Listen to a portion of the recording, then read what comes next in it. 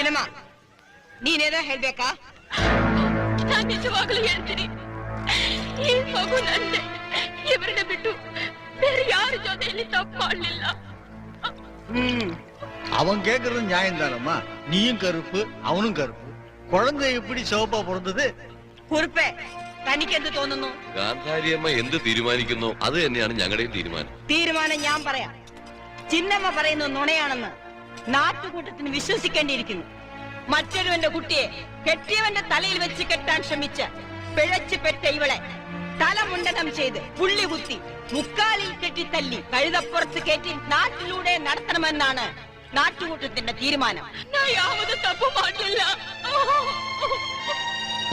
ನೋಡ್ರಿ, ಇದು ಸಂಬಂಧ ಯಾರಾದ್ರೂ ಹೇಳ್ಬೇಕಾ? ಆರ್ಕೆಂಗಿലും ಎದುರ್ಕೊಂಡೋ? ಎದುರುಂಡ. ಇದೇ ನಿಜ ಏನು ಗೊತ್ತಿಲ್ಲದೆ ഈ നിരപരാധി ഒടുകിനി ദണ്ഡിസബാരത്. കുറ്റം തെളിയിക്കപ്പെടാതെ ശിക്ഷിക്കാൻ പാടില്ല.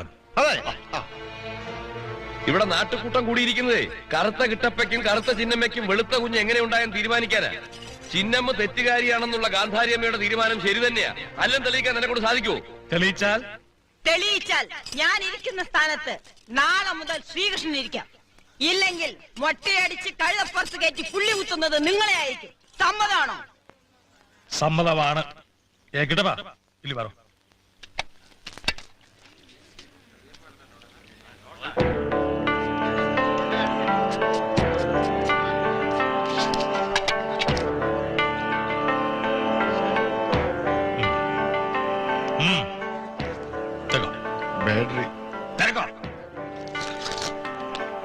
കഴിഞ്ഞ 20 വർഷമായിട്ട് ചിന്നമ്മൂനെ അറിയുന്ന കിട്ടപ്പയ്ക്ക് അറിയത്തില്ല അവക്ക് ഇവിടെ ഏതെങ്കിലും പുരുഷനുമായിട്ട് ബന്ധമുണ്ടെന്ന്. ഉണ്ടോ? ഈ കൊച്ചു ഗ്രാമത്തിൽ ചിന്നമ്മു എന്ന പെണ്ണിനെ കുറിച്ച് ആർക്കും യാതൊരു അഭിപ്രായ വ്യത്യാസവും ഇല്ല. ഉണ്ടോ? പിന്നെ കറുപ്പും കൂടി ചേർന്ന വെളുപ്പാകത്തില്ല എന്നുള്ള ന്യായത്തിന്റെ പേരിലാണല്ലോ ഇവളെ കുറ്റപ്പെടുത്തുന്നത്. പക്ഷെ ആ പുളുന്താൻ ന്യായത്തിന്റെ പേരിൽ ഇവളെ തെറ്റുകാരിയാക്കാൻ ഞാൻ സമ്മതിക്കത്തില്ല.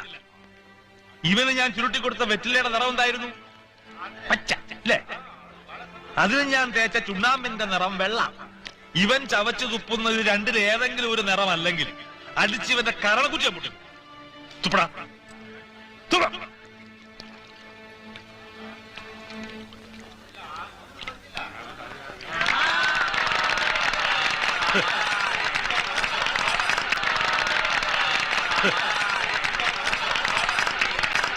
ഇടോ, കുഞ്ഞുങ്ങൾ വെളുത്തെന്നും കറുത്തെന്നും ഒക്കെ ഇരിക്കും.